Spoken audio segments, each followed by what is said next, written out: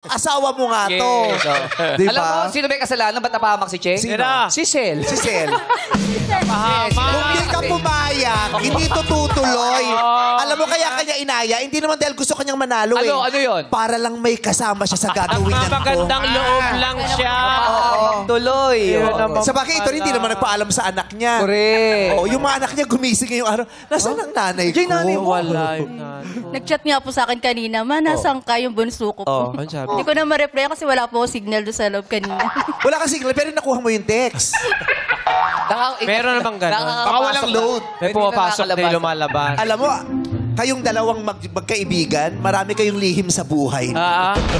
Hindi. Ay, joke lang, joke lang. Sel. Baka sa sobrang excitement nga, hindi Nakalimutan na. Oo, yung, at saka ura-urada. Yung, Yes. O sige, nangalis na tayo. Tapos sa sobrang, syempre, ano yan, sa sobrang na-excite, nakalimutan nila. Paano nga ako sa anak ko?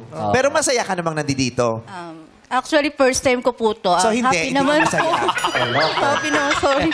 Happy naman po. Ano po, masaya ka? Kasi di ba kanina gusto mong maglibang? Nalilibang ka naman ngayon? Opo, kahit pa paano naman po. At pasensya na, ito lang nakayanan namin. Kahit pa paano. Masaya namin lahat. Mamaya mag-e-effort pa kami. Sorry naman, ito palang nabibigay namin sa'yo. Nasa pipi ka naman. Sobrang happy po. Grabe ka din eh. Sana Sobrang pag-ibig mo, wala happy. doon yung mga anak mo umalis Alam mo, din. gagawin pa lang. Sana mag-field trip sila, hindi nagsasabi. Talaga to. Sana yung anak mo lumipat ng eskwelahan nang hindi So nagpapaalam. sorry. Yung huminto na ng pag-aaral pero hindi sinasabi sa'yo. Pagbigyan mo, tignan ko, di masaktan ng Tama na! Magalit. Joke lang. Magalit. Joke lang. Ililibang ka lang namin. Thank you po. Maraming salamat. Ay, natawa na siya dalawa. Ayan, masaya lang Patawanin mo, siya. patawanin mo.